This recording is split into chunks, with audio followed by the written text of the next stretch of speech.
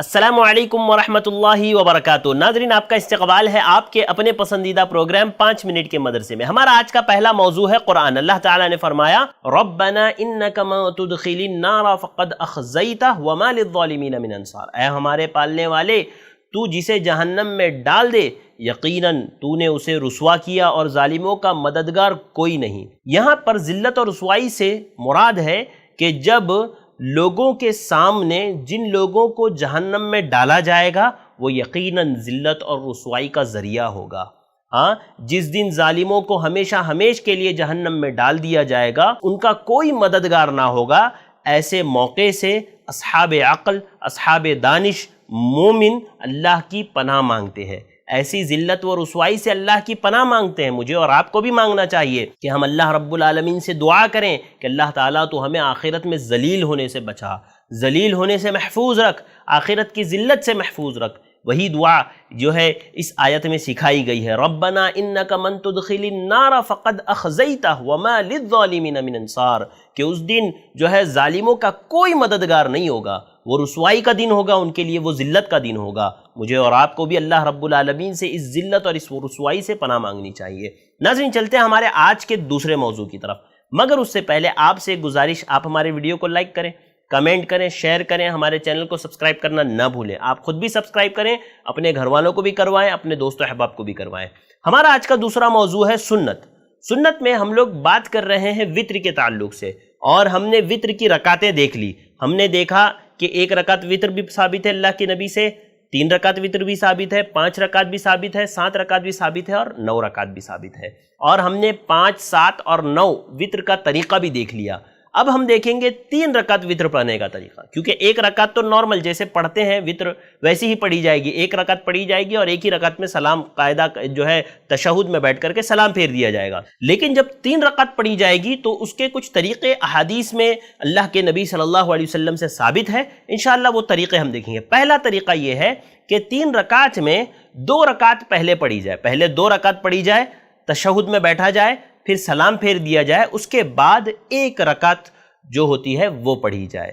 جیسا کہ عرب ممالک میں جو لوگ رہتے ہیں یا جو لوگ جاتے آتے ہیں، ان لوگوں نے دیکھا ہوگا کہ وہاں پر اسی طریقے پر عمل ہوتا ہے، اور رمضان وغیرہ میں بھی جب ہم لوگ آن لائن تراویح وغیرہ دیکھتے ہیں تو اس میں وطر اسی طرح سے وہ لوگ پڑھتے ہیں کہ پہلے 2 رکعت پڑھ کر کے سلام پھیر دیتے ہیں، اور اس کے بعد پھر الگ سے 1 رکعت پڑھی جاتی ہے جس میں دعائیں قنوت وغیرہ پڑھی جاتی ہے۔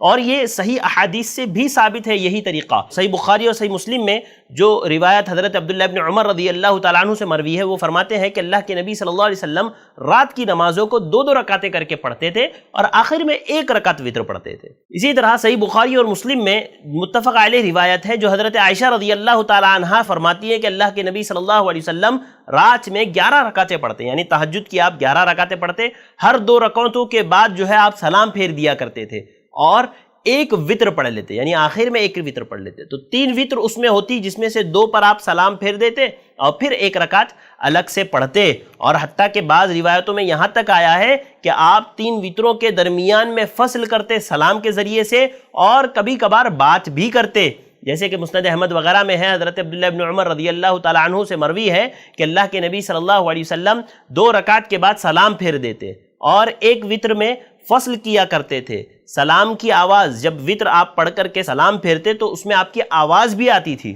ایک اور روایت جو موطا امام مالک میں ہے، حضرت نافع بیان کرتے ہیں کہ عبداللہ ابن عمر رضی اللہ تعالیٰ عنہ 2 رکعتوں کو پڑھتے، 3 وطر میں 2 رکعت وطر پہلے پڑھ لیتے، اس کے بعد 1 رکعت پڑھتے، اور ان دونوں کے درمیان میں سلام پھیرتے، حتیٰ کہ اپنی ضرورت کا کام بھی کر لیتے، اپنی ضرورت کا حکم بھی دے دیتے، یعنی کوئی چیز منگانا ہو، کوئی چیز طلب کرنا ہو تو وہ بھی حضرت عبداللہ ابن عمر رضی اللہ تعالیٰ عنہ کر لیا کرتے تھے۔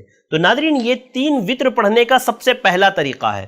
ہمارے یہاں لوگ وطر کو مغرب کی نماز کی طرح پڑھتے ہیں، یاد رکھیے اللہ کے نبی صلی اللہ علیہ وسلم نے اس سے منع کیا ہے۔ میں انشاءاللہ آگے وہ حدیث بھی لاؤں گا کہ اللہ کے نبی صلی اللہ علیہ وسلم نے منع کیا ہے اس بات سے کہ وطر کی نماز کو مغرب کی نماز جیسا پڑھا جائے، یعنی 2 تشہد کے ساتھ پڑھا جائے جس میں سلام نہ ہو، ایسا پڑھنے سے اللہ کے نبی صلی اللہ علیہ وسلم نے منع کیا ہے۔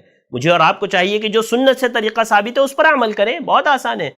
کہ اللہ کے نبی صلی اللہ علیہ وسلم 3 رکعت وطر میں پہلے 2 رکعت پڑھتے، پھر سلام پھیرتے، اس کے بعد الگ سے ایک رکعت پڑھتے. یہ صحیح طریقہ ہے، یہ سنت طریقہ ہے وطر کا. مجھے اور آپ کو اسی پر عمل کرنا چاہیے. تو ناظرین آج کے لیے بس اتنا ہی. مجھے دیجیے اجازت، انشاءاللہ پھر ملاقات ہوگی کچھ اور باتوں کے ساتھ. السلام علیکم ورحمۃ اللہ وبرکاتہ. دین کی بات عام کرنے میں i+TV کی مدد کریں.